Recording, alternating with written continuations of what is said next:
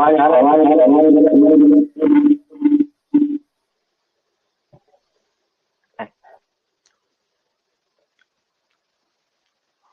मैं दिवाकर गुप्ता मोविशाला के online platform में आपका स्वागत करता हूं।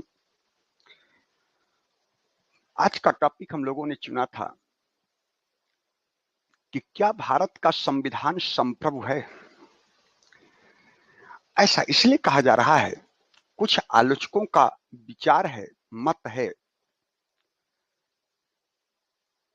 कि भारत का संविधान जिस संविधान सभा के द्वारा किया गया, भारतीय संविधान का निर्माण जिस संविधान सभा के द्वारा किया गया, यदि वो संविधान सभा ही संप्रभु नहीं थी तो क्या उस संविधान सभा के द्वारा निर्मित संविधान को संप्रभु कहा जा सकता है। ये आलोचकों का अपना मत है। इस आधार पर आलोचक आलोचना करते हैं कि भारत का संविधान संप्रभु नहीं है।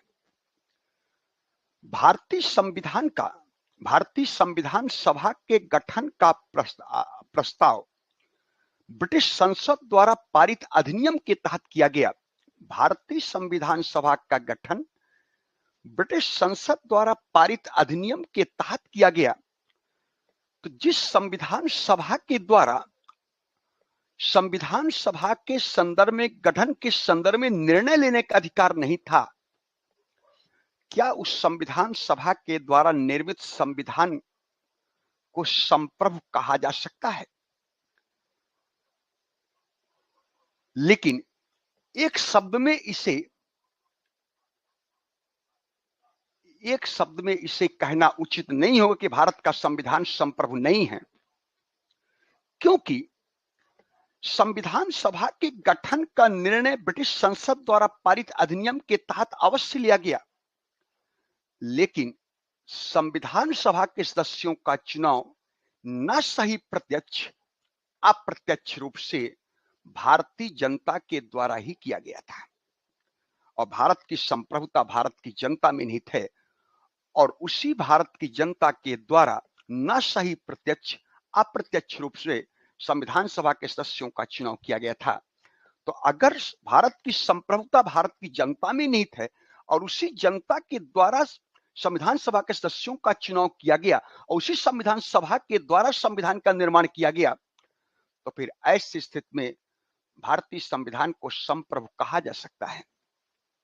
दूसरी बात, हमारे संविधान सभा में आम सहमत के आधार पर निर्णय लिया गया कि किसी भी मुद्दे पर अगर कोई वाद विवाद होता है तो उसको आम सहमत के आधार पर, चर्चा के बाद आम सहमत के आधार पर निर्णय लेने का प्रयास किया जाए, न कि मत विभाजन की कोई व्यवस्था किया जाए।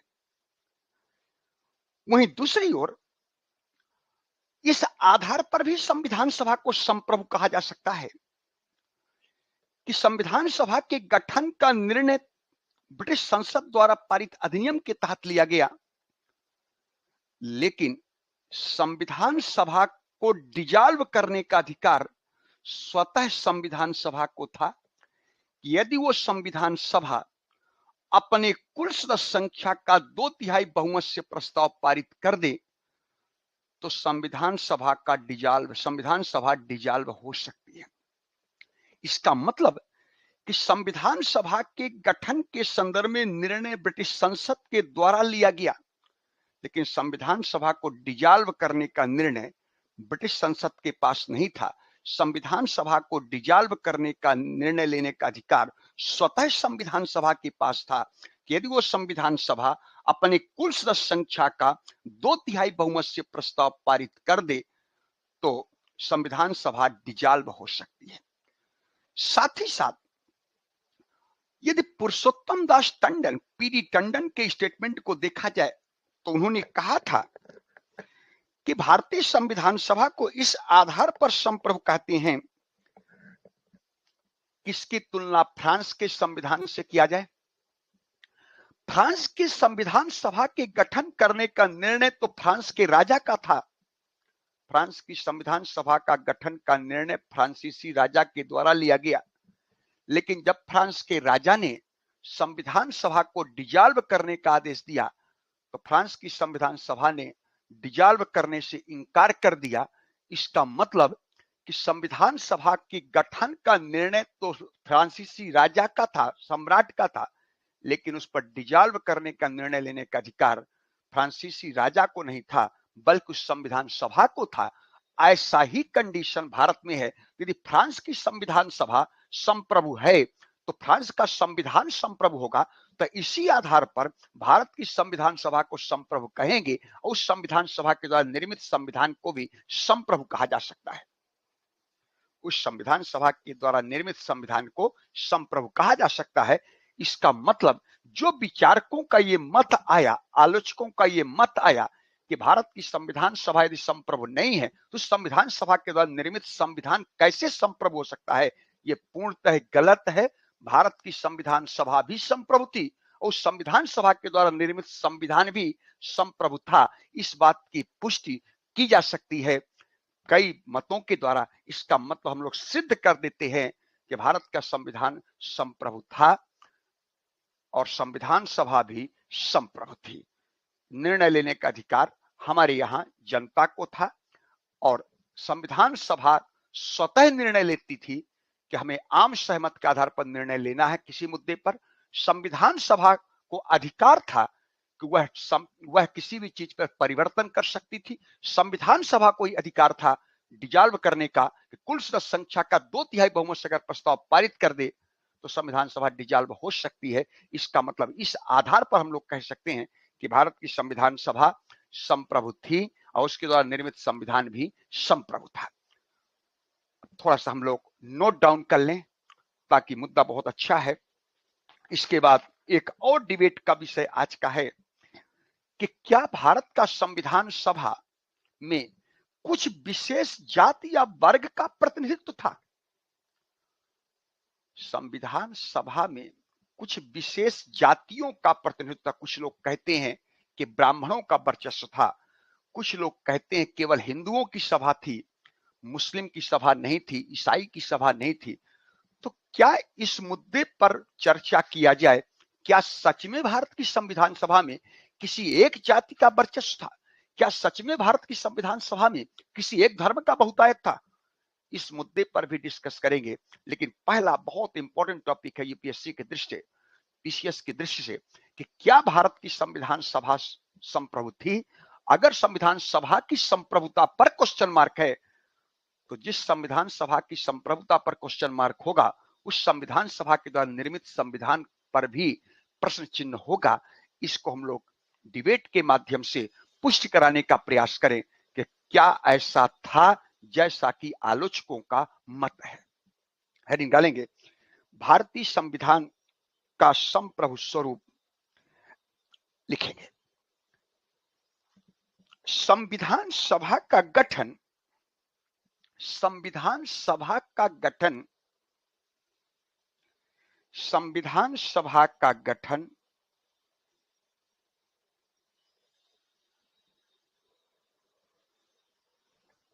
ब्रिटिश संसद द्वारा पारित अधिनियम के तहत किया गया। ब्रिटिश संसद द्वारा पारित अधिनियम के तहत किया गया।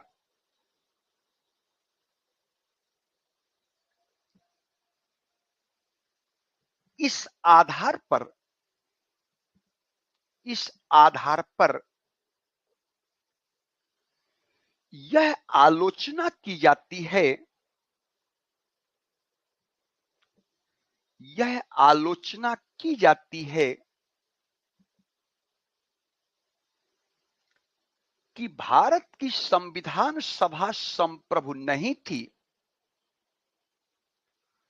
कि भारत की संविधान सभा संप्रभु नहीं थी,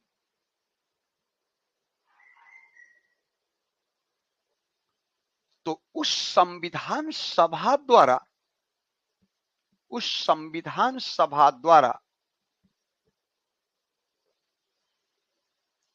निर्मित संविधान को, उस संविधान सभा द्वारा निर्मित संविधान को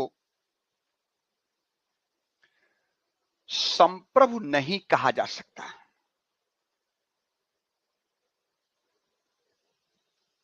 संप्रभु नहीं कहा जा सकता। यहां बार बार संप्रभुता आ रहा है। संप्रभुता, संप्रभुता को एक शब्द में बोले कि संप्रभुता क्या है, तो निर्णयन की क्षमता को संप्रभुता कहते हैं। यदि आपको डिसीजन लेने का अधिकार है तो आप संप्रभु हैं, और यदि आपके संदर्भ में निर्णय लेने का अधिकार किसी अन्य को हो तो फिर आपकी संप्रभुता पर क्वेश्चन मार्क है। लास्की ने जो राज्य की परिभाषा दिया था उसमें 4 तत्व बताया था: जनसंख्या, भूमि, सरकार और संप्रभुता। और सबसे महत्वपूर्ण तत्व संप्रभुता को बताया है। भारत एक संप्रभुता संपन्न राष्ट्र है। भारत एक संप्रभुता संपन्न देश है। भारत एक संप्रभुता संपन्न राज्य है, और भारत की संप्रभुता भारत की जनता में निहित है। संविधान की प्रस्तावना में पहला लिखा, हम भारत के लोग। संविधान के तहत समस्त शक्तियों का स्रोत हम भारत के लोगों में निहित है, और भारत की संप्रभुता भारत की जनता में निहित है। तो जिस जनता के द्वारा न सही डायरेक्ट, इनडायरेक्ट रूप से संविधान सभा के सदस्यों का चुनाव किया गया, उस संविधान सभा के द्वारा निर्मित संविधान को निर्मित संविधान की संप्रभुता पर क्वेश्चन मार्क उठाना उचित नहीं है। इसलिए ये तर्क पूर्णतः तार्किक नहीं है। ये सच है कि गठन का निर्णय ब्रिटिश संसद का था, लेकिन संविधान सभा के सदस्यों का चुनाव भारत की जनता के द्वारा किया गया, और आजादी के बाद भारत को संप्रभुता संपन्न राष्ट्र घोषित कर दिया गया। और भारत की संप्रभुता भारत की जनता में निहित है, और उसी जनता के द्वारा न सही डायरेक्ट, इनडायरेक्ट रूप से संविधान सभा का चुनाव हुआ है।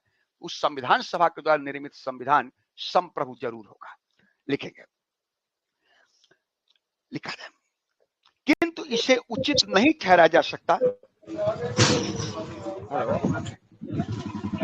किंतु इसे उचित नहीं ठहराया जा सकता, उचित नहीं ठहराया जा सकता, क्योंकि क्योंकि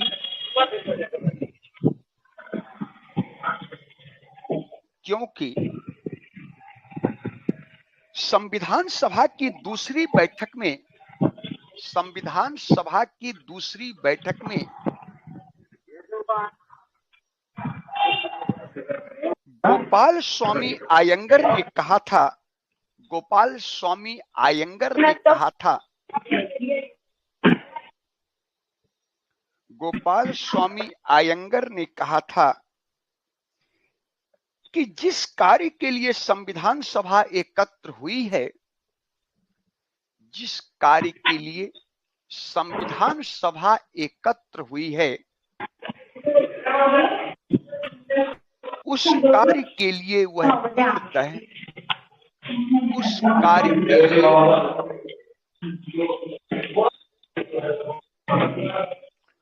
हेलो, आवाज आ रही है?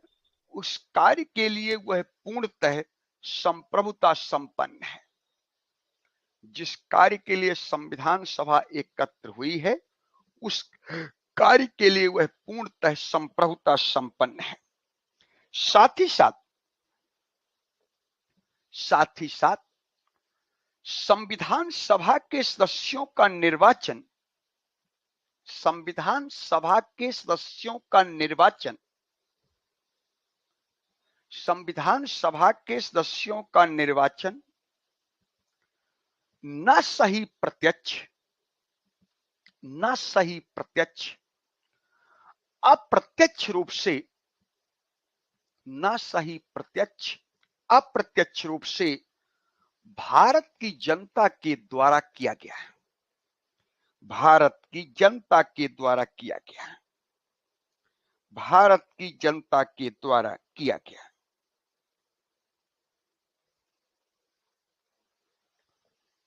पैराग्राफ, संविधान सभा में यह आम सहमति बनाया गया, संविधान सभा में यह निर्णय लिया गया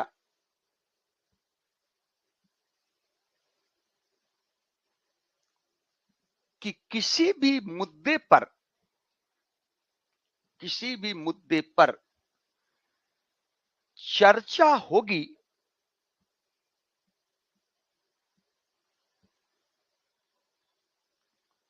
लेकिन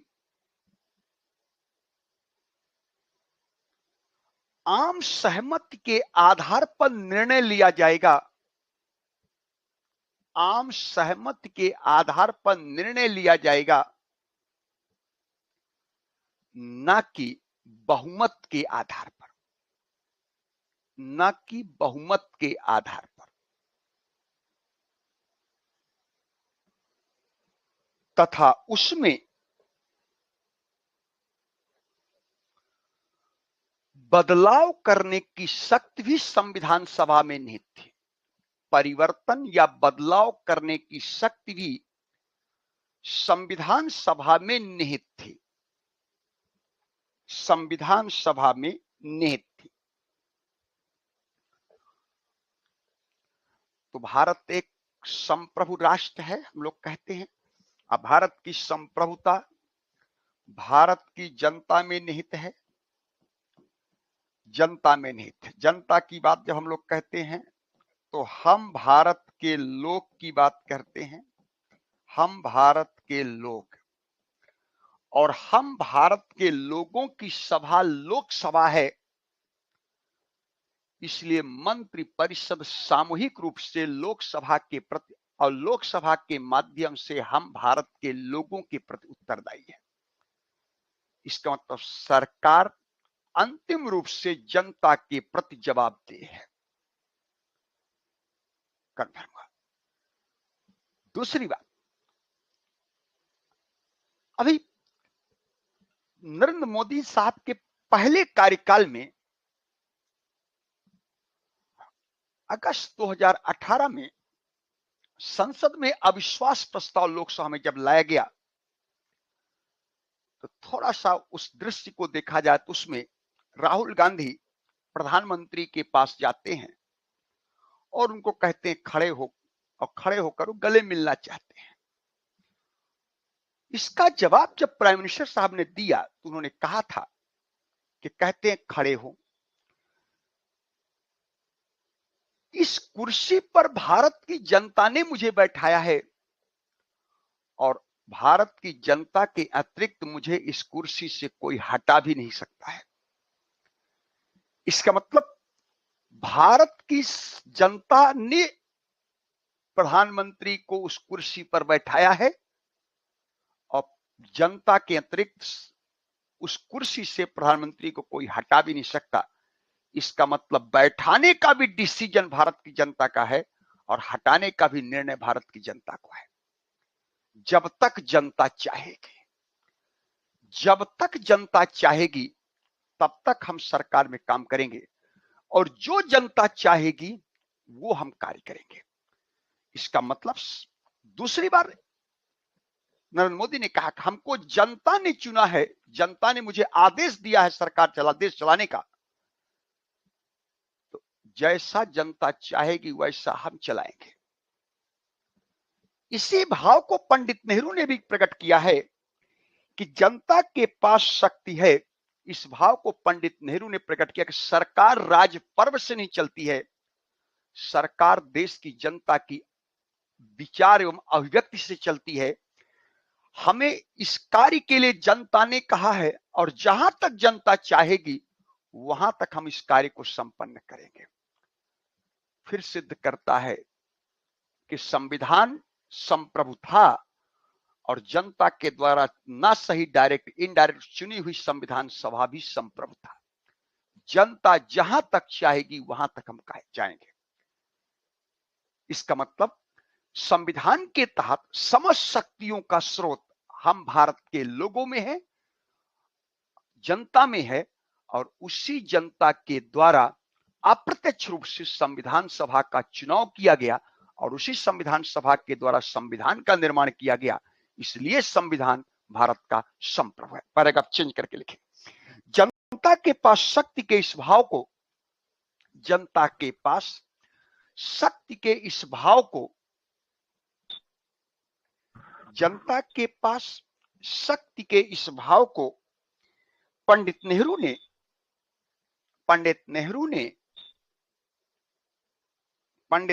ने इस प्रकार व्यक्त किया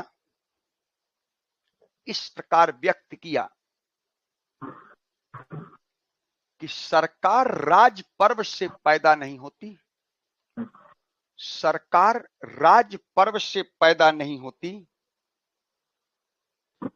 बल्कि वह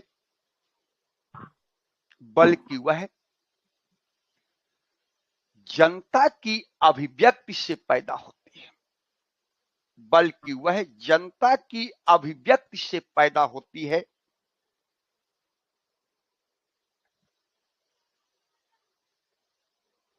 आज इसलिए हम यहां एकत्र हो पाए हैं, आज इसलिए हम यहां एकत्र हो पाए हैं क्योंकि हमारे पीछे जनता की शक्ति है, जनता की शक्ति है। और जहां तक जनता चाहेगी, जहां तक जनता चाहेगी, वहां तक हम जाएंगे, जहां तक जनता चाहेगी वहां तक हम जाएंगे।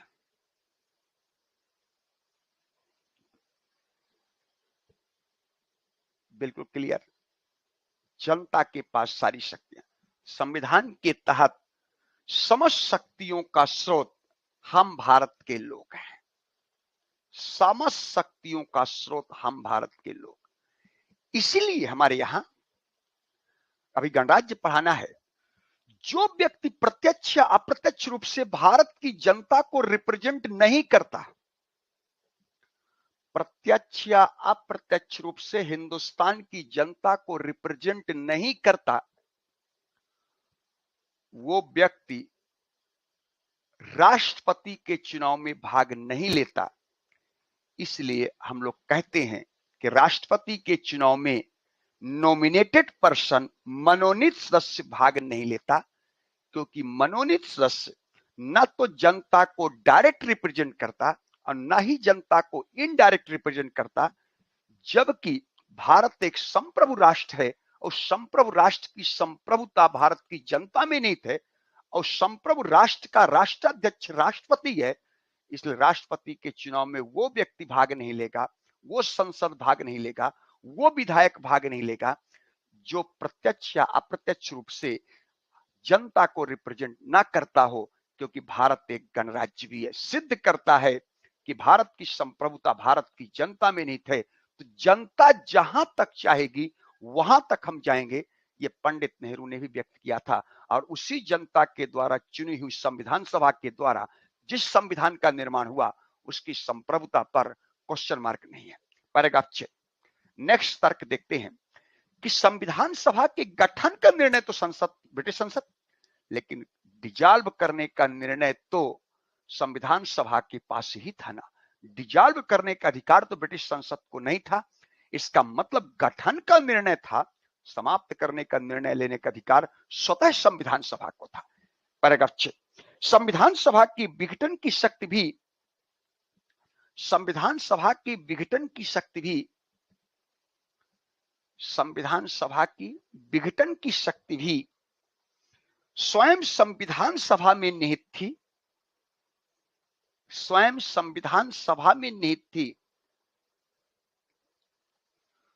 स्वयं संविधान सभा में निहित थी तथा ऐसा विघटन तभी हो सकता है, ऐसा विघटन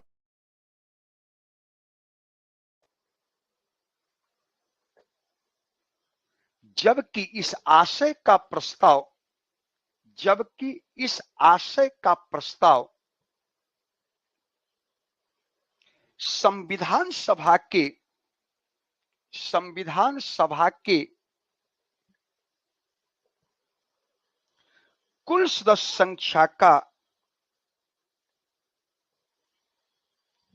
कुल कुल सदस्य संख्या का 2/3 बहुमत से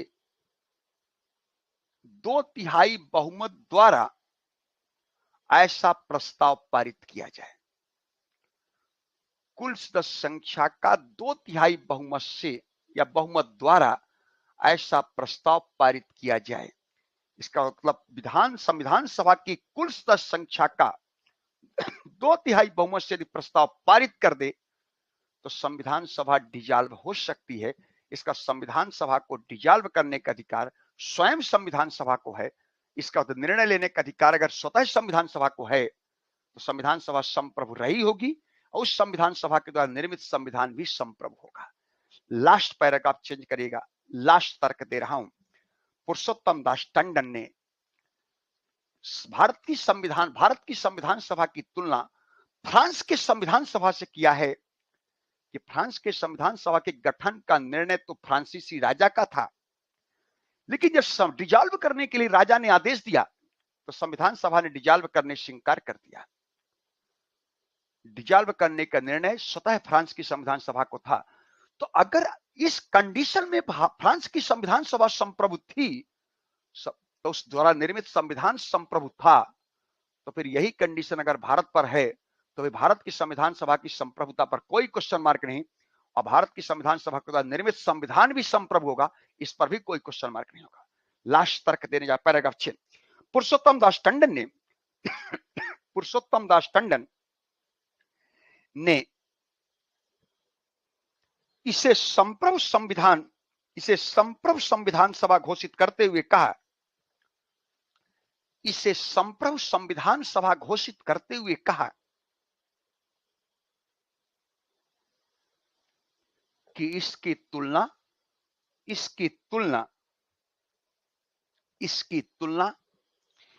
फ्रांस के संविधान सभा से की जा सकती है। फ्रांस के संविधान सभा से की जा सकती है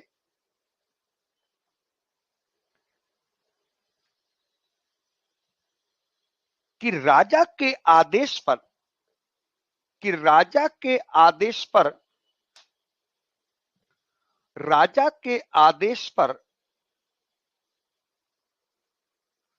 संविधान सभा का गठन तो किया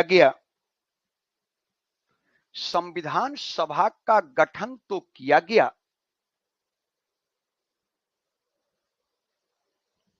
किंतु जब राजा ने उसे विघटित करने का आदेश दिया तो संविधान सभा ने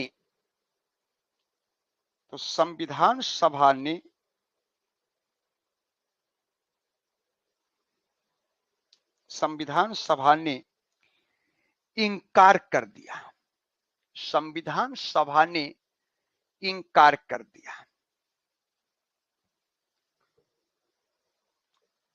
संविधान सभा ने इंकार कर दिया। इसका विघटन का आदेश तो दिया लेकिन इंकार कर दिया। इसका मीनिंग हो कि विघटन करने का निर्णय स्वतः संविधान सभा को होगा। तो ऐसी कंडीशन में हम लोग कह रहे हैं कि अगर फ्रांस की संविधान सभा संप्रभु थी, संविधान संप्रभु था, तो फिर इस कंडीशन में भारत की संविधान सभा को भी संप्रभु बोलेंगे और उसके द्वारा निर्मित संविधान भी संप्रभु होगा। इसमें कहीं कोई क्वेश्चन मार्क नहीं है। ये टॉपिक समाप्त होता है। नेक्स्ट मुद्दा हम लोग बनाने जा रहे हैं। नेक्स्ट मुद्दा होगा, ये टॉपिक बिल्कुल अलग होगा, ठीक है ना, इस टॉपिक को अलग रखना है। नेक्स्ट मुद्दा फिर है जो कि यूपीएससी में पॉपुलर है और डिबेट का विषय है, क्वेश्चन पूछा भी जा सकता है कि क्या भारतीय संविधान सभा में एक विशेष जाति का प्रभुत्व था। आज नेक्स्ट मुद्दा है।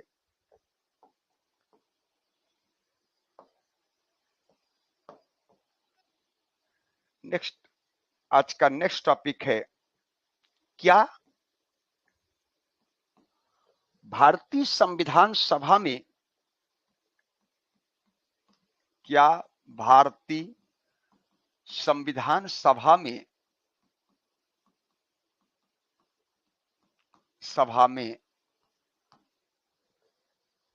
एक विशेष जाति का प्रभुत्व था, एक विशेष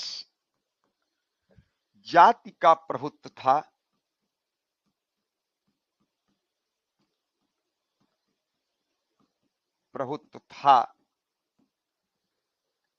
यह एक विशेष वर्ग का प्रभुत्व था,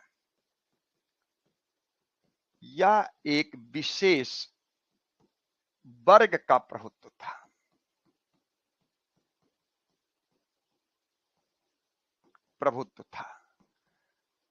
ये टॉपिक है।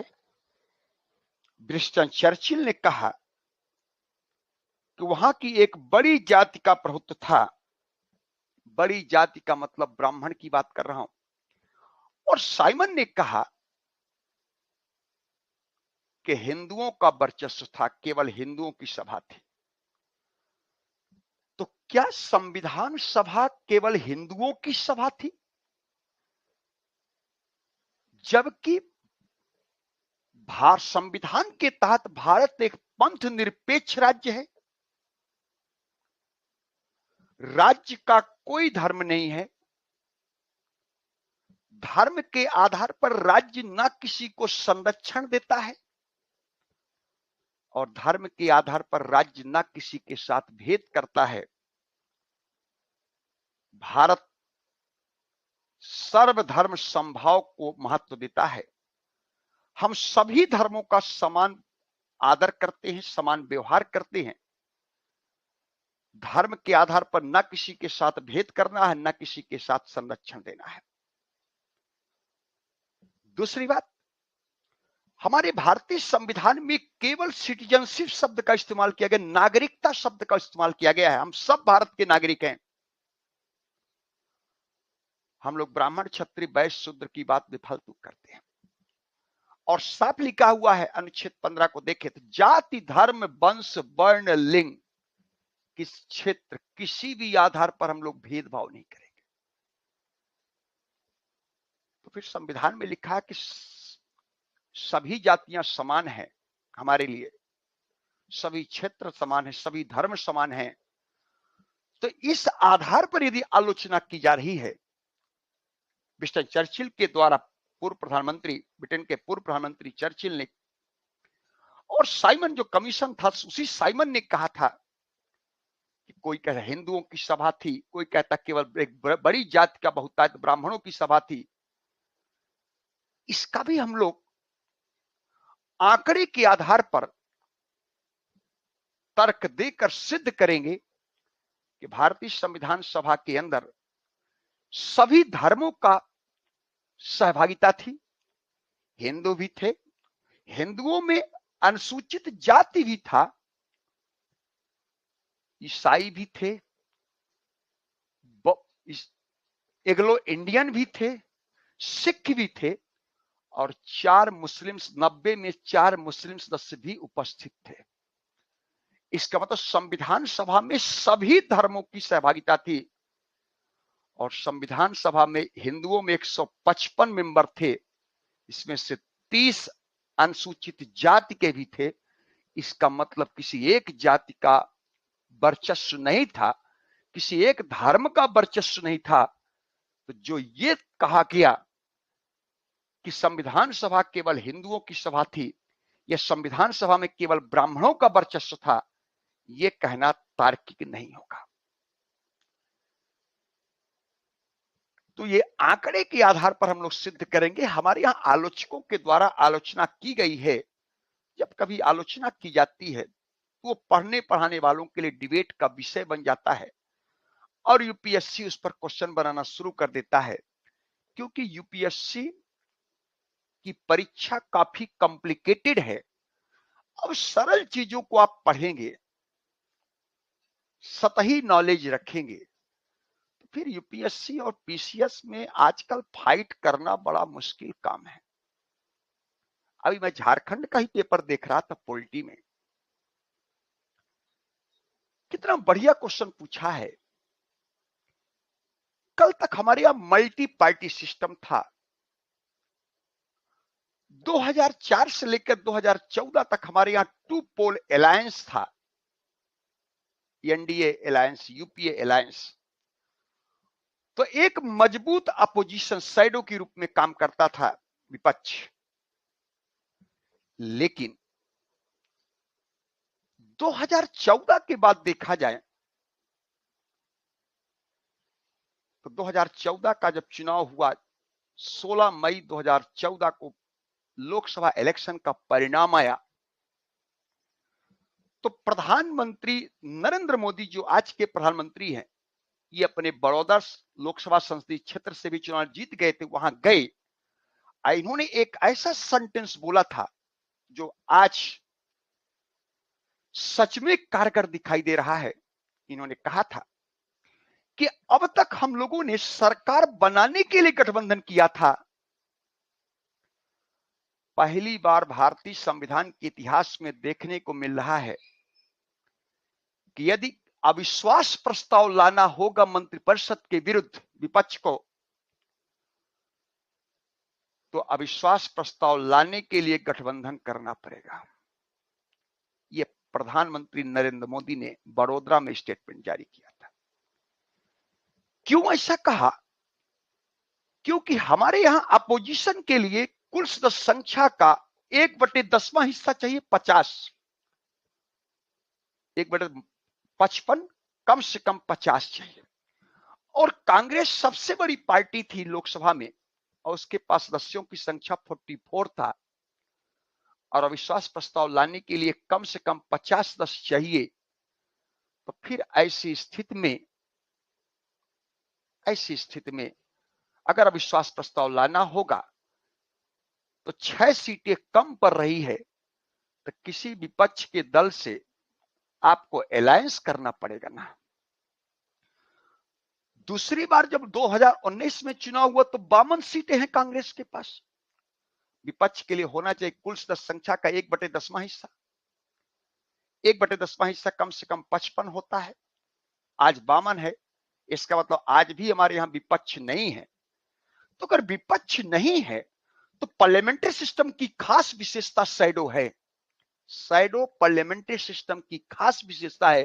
पार्लियामेंट्री सिस्टम की जन्म ब्रिटेन है, और ब्रिटेन में शैडो होता है क्योंकि वहां टू पार्टी सिस्टम है। और विपक्ष का काम सरकार को चेक एंड बैलेंस करना है, सरकार की नीतियों पर नजर रखना है, सरकार की निरंकुशता पर अंकुश लगाना है। और प्रेसिडेंशियल सिस्टम में चेक एंड बैलेंस का सिद्धांत होता, सेपरेशन ऑफ पावर होता है। इसलिए प्रेसिडेंशियल सिस्टम में अपोजिशन नहीं होता। तो अपोजिशन खास विशेषता है पार्लियामेंट्री सिस्टम की, और भारत में आज पार्लियामेंट्री सिस्टम है और आज हमारे विपक्ष नहीं है। तो अगर झारखंड ने यह प्रश्न पूछा कि आज विपक्ष नहीं है, तो विपक्ष न होना प्रेसिडेंशियल का लक्षण है, और विपक्ष होना पार्लियामेंट्री का लक्षण है। तो क्या आज हम लोग विपक्ष न होने के कारण पार्लियामेंट्री से प्रेसिडेंशियल सिस्टम की ओर जा रहे हैं कि नहीं? कितना बढ़िया क्वेश्चन पूछा। अब अगर आपको सतही नॉलेज होगा, फिर इसका उत्तर लिखना बहुत कठिन काम है, फिर इधर से उधर लिखते रहेंगे।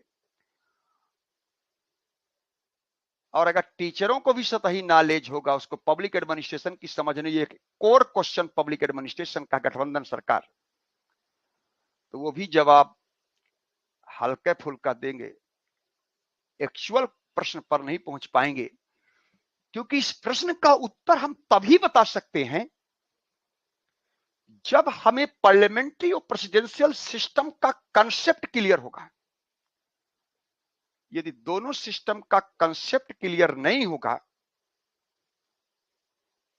तो इस प्रश्न का जवाब देना संभव नहीं है। आज हम लोग वैसे भी प्रेसिडेंशियल सिस्टम की ओर जा रहे हैं।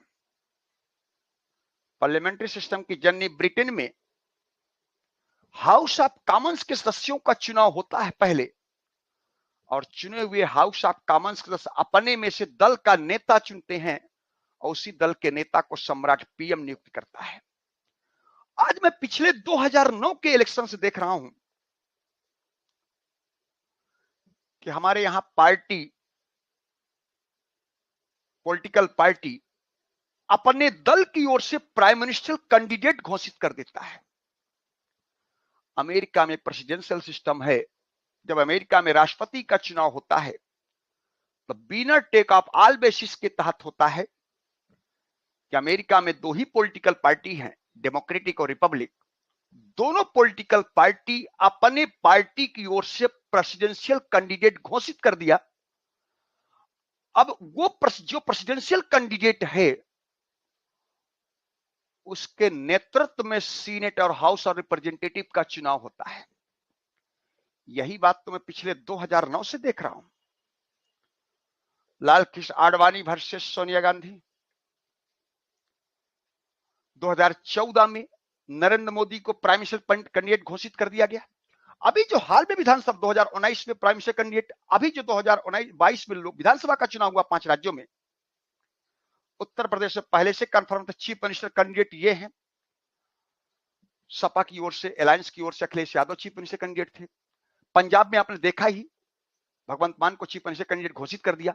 इसके बाद चीफ मिनिस्टर कैंडिडेट जब घोषित कर दिया पार्टी ने, तो उनके नेतृत्व विधानसभा का चुनाव हो रहा है। ये पहले से चीफ मिनिस्टर कैंडिडेट घोषित कर देना, पहले से प्राइम मिनिस्टर कैंडिडेट घोषित कर देना, ये प्रेसिडेंशियल सिस्टम का लक्षण है। हम लोग वैसे प्रेसिडेंशियल सिस्टम की ओर जा रहे हैं। तीसरी बात, एक और लक्षण है प्रेसिडेंशियल सिस्टम की जाने का हमारे यहां युवा तुर्क है। युवा तुर्क का सिद्धांत हमारे यहां दिखाई देता है बड़ा। युवा तुर्क, कई बार इंटरव्यू में क्वेश्चन पूछा युवा तुर्क क्या है। एक तरफ आप कहते हैं कि मंत्रिपरिषद सामूहिक रूप से लोकसभा के प्रति उत्तरदायी है, सामूहिक निकाय है, एक साथ डूबना, एक साथ उतराना। हमारे यहां कहा गया कि जब कैबिनेट की मीटिंग होती है तो कैबिनेट के फैसले से अगर किसी मंत्री को ऐतराज है, ऑब्जेक्शन है, तो मंत्रिपरिषद से रिजाइन दे करके कैबिनेट के निर्णय का विरोध कर सकता है। ये हमारे यहां व्यवस्था थी। लेकिन आज देखा जाए, आज अगर हमारे यहां देखें तो सत्ता में होकर ही सत्ता के अंदर विपक्ष है। सत्ता में होकर के विपक्ष की भूमिका का निर्वहन कर रहे हैं हम। सरकार के अंदर ही अपोजिशन हमारे यहां। आजकल वैसा तो अपोजिशन नहीं है, लेकिन सरकार के अंदर ही विपक्ष की भूमिका दिखाई दे रही है। सरकार की नीतियों का विरोध करते हैं। सुब्रमण्यम स्वामी एक और भाजपा रूलिंग पार्टी में है, सरकार में तो नहीं है, लेकिन पार्टी तो रूलिंग है।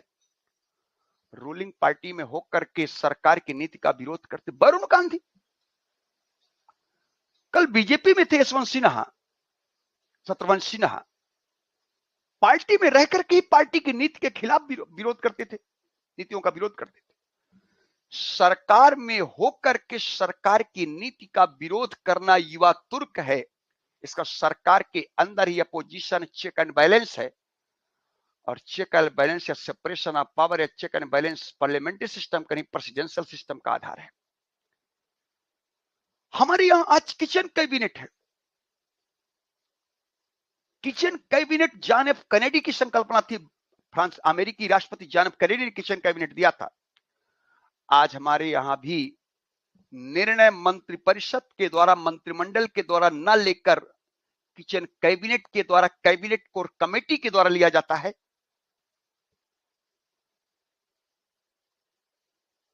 किचन कैबिनेट का मतलब कि प्रधानमंत्री कई बार ऐसे व्यक्तियों से सलाह लेता है जो मंत्रिपरिषद का सदस्य नहीं है।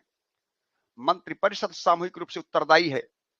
राहुल गांधी, सोनिया गांधी उत्तरदायी नहीं थे, लेकिन मनमोहन सिंह जब प्राइम मिनिस्टर थे तो सारा डिसीजन राहुल गांधी और सोनिया गांधी से पूछ कर लिया करते थे।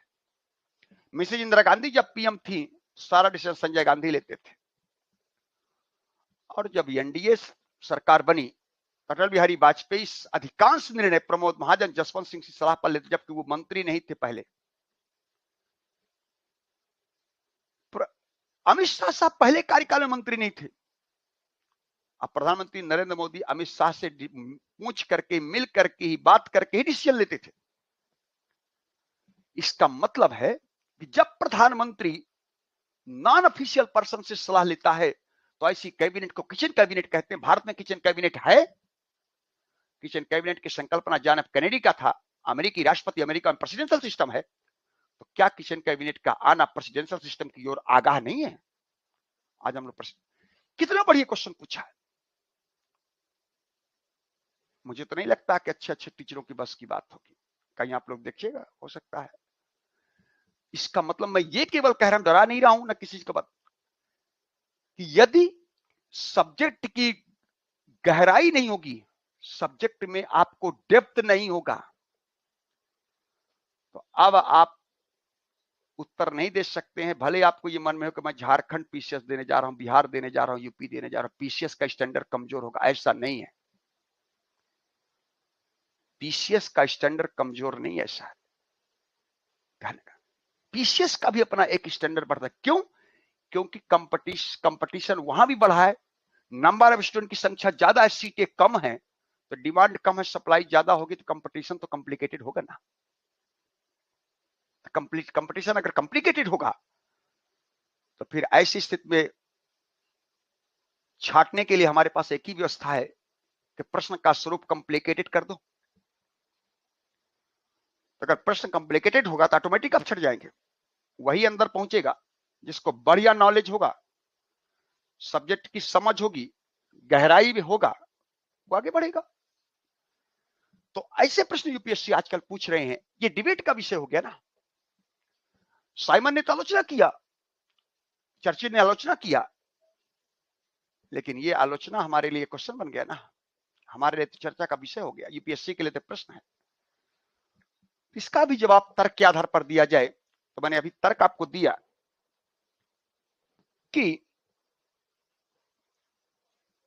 संविधान सभा की जो पहली बैठक हुई है, उस पहली बैठक में 155 सदस्य थे, जिसमें 155 सदस्य हिंदू थे और 30 सदस्य अनुसूचित जाति थे। अभी हो गया है अदर बैकवर्ड, एसटी, एससी, सब चीज। पहले हम लोग अनुसूचित जाति बोलते, उसमें सब आते थे। 5 सदस्य सिख भी थे, 6 ईसाई थे, 3 एंग्लो इंडियन थे, 3 पारसी थे और 90 मुस्लिम में से 4 मुस्लिम भी थे। अगर ये आंकड़े उस पहली बैठक की देखें, तो ये आंकड़े कहते हैं कि केवल हिंदुओं की सभा नहीं थी, और 30 सदस्य अगर अनुसूचित जाति से थे, तो ये आंकड़ा ये भी कहता है कि केवल ब्राह्मणों की सभा नहीं थी। तो लिखा जाए, लिखेंगे, संविधान सभा की इस आधार पर आलोचना की गई, संविधान सभा की इस आधार पर आलोचना की गई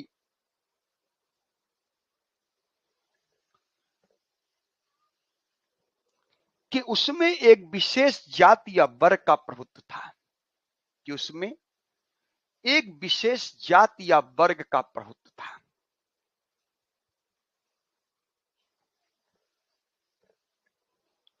विंस्टन चर्चिल के अनुसार, विंस्टन चर्चिल के अनुसार एक ही बड़ी जाति का प्रभुत्व हुआ करता था, एक ही बड़ी जाति का प्रभुत्व हुआ करता था, एक ही बड़ी जाति का प्रभुत्व हुआ करता था। वो बड़ी जाति में मैं ब्राह्मणों की बात कर रहा हूं। एक ही बड़ी जाति का प्रभुत्व हुआ करता था। साइमन ने यह कहा, साइमन ने यह कहा कि संविधान सभा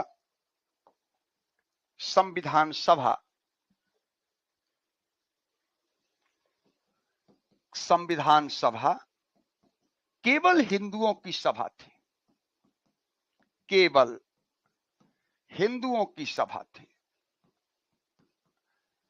संविधान सभा केवल हिंदुओं की सभा थी। चर्चिल ने कहा एक बड़ी जाति का प्रभुत्व था, बड़ी जाति में मैं ब्राह्मण की बात कर रहा हूं, और साइमन ने कहा केवल हिंदुओं की सभा थी।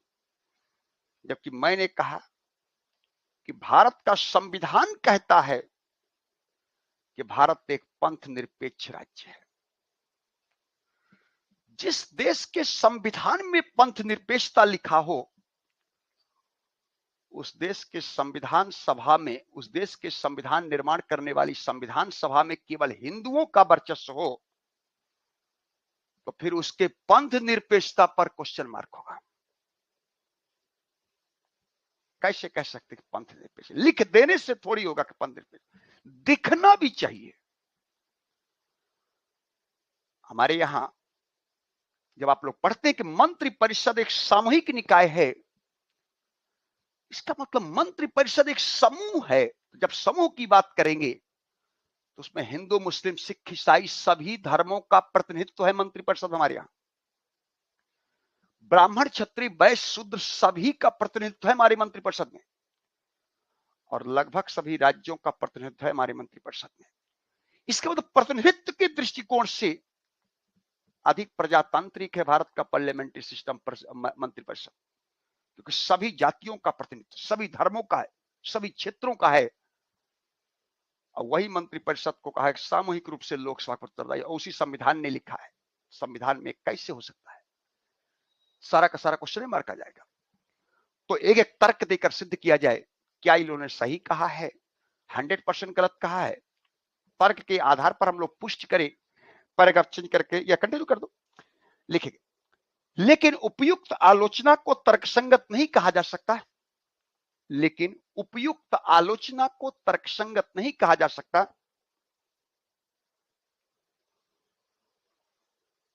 उपयुक्त आलोचना को तर्कसंगत नहीं कहा जा सकता क्योंकि संविधान सभा में सभी वर्गों का प्रभुत्व था। सभी वर्गों का प्रभुत्व था। इस बात की पुष्टि संविधान सभा की पहली बैठक से की जा सकती है। संविधान सभा की पहली बैठक से की जा सकती है। पहली बैठक हमारे 9 दिसंबर 1946 को हुआ है, जिसमें प्रोटेम स्पीकर के रूप में सच्चिदानंद सिन्हा को नियुक्त किया गया, और 11 तारीख को डॉक्टर राजेंद्र प्रसाद को संविधान सभा का स्थायी अध्यक्ष चुन लिया गया 11 दिसंबर 1946 को। तो संविधान सभा की जो पहली बैठक हुई उसका आंकड़ा दे रहा हूं। इस बात की पुष्टि संविधान सभा की पहली बैठक से की जाती है, जिसमें 155 सदस्य हिंदू, 155 सदस्य हिंदू, 30 अनुसूचित जाति, 30 अनुसूचित जाति, 5 सदस्य सिख, 5 सदस्य सिख, कम लगाएंगे 6 सदस्य ईसाई, 6 सदस्य ईसाई, कम लगाना है 3 एग्लो इंडियन, 3 एग्लो इंडियन तथा 3 पारसी सदस्य शामिल थे, 3 पारसी सदस्य शामिल थे। पारसी भी थे, एग्लो इंडियन भी थे, ईसाई भी थे, सिख भी थे, हिंदू तो थे ही। इसके अतिरिक्त 90 मुस्लिम सदस्यों में से, 90 मुस्लिम सदस्यों में से, क्योंकि मुस्लिम लीग ने पाकिस्तान की मांग किया था, उसके लिए आंदोलन भी कर रहे थे, तो विरोध भी कर रहे थे। हालांकि अंतरिम सरकार में वित्त मंत्री लियाकत अली ही थे, और वही लियाकत अली जब पाकिस्तान का निर्माण हुआ तो पाकिस्तान के पहले प्राइम मिनिस्टर बने लियाकत अली। लेकिन अंतरिम सरकार में वित्त मंत्री भी थे हमारे यहां।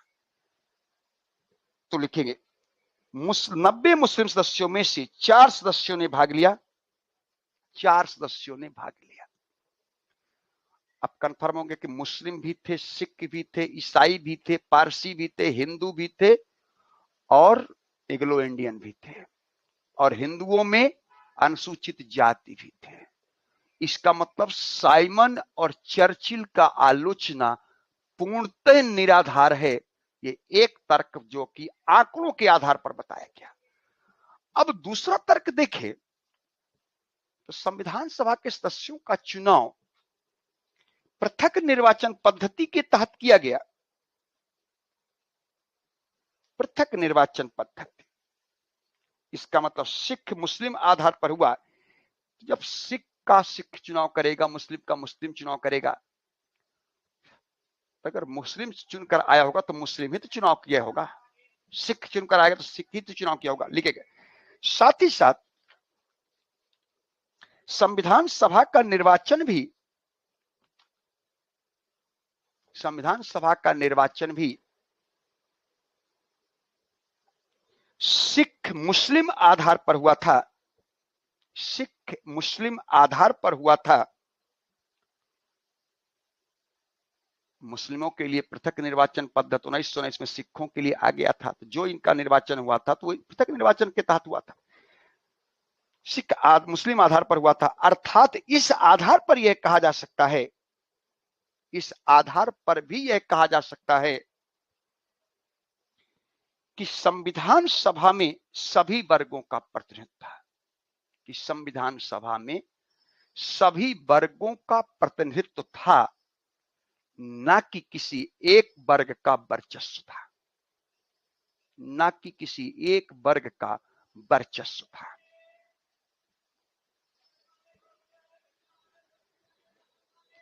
तो हम लोगों ने दैट साल, ये आज का टॉपिक यहीं पर खत्म हो रहा है। हम लोगों ने 3 मुद्दे कल से डिबेट किया है।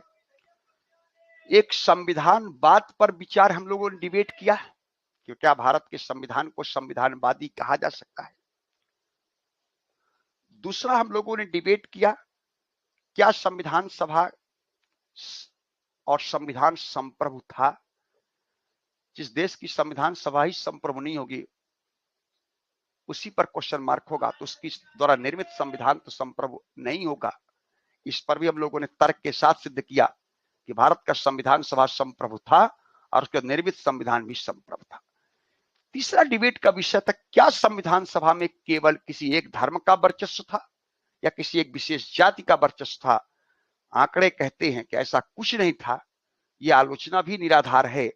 हमारे यहाँ सभी का वर्चस्व प्रभुत्व था, सभी की सहभागिता थी, क्योंकि लोकतंत्र का आधार ही सहभागिता है। हमारे यहाँ सभी जातियों का था, सभी धर्मों का प्रतिनिधित्व था। इसका मतलब संविधान सभा अपने आप में एक डेमोक्रेटिक था, लोकतांत्रिक इंस्टीट्यूशन था, क्योंकि सबकी भागीदारी थी। ठीक है, दैट्स ऑल। आज क्लास यहीं तक रखते हैं। ठीक है।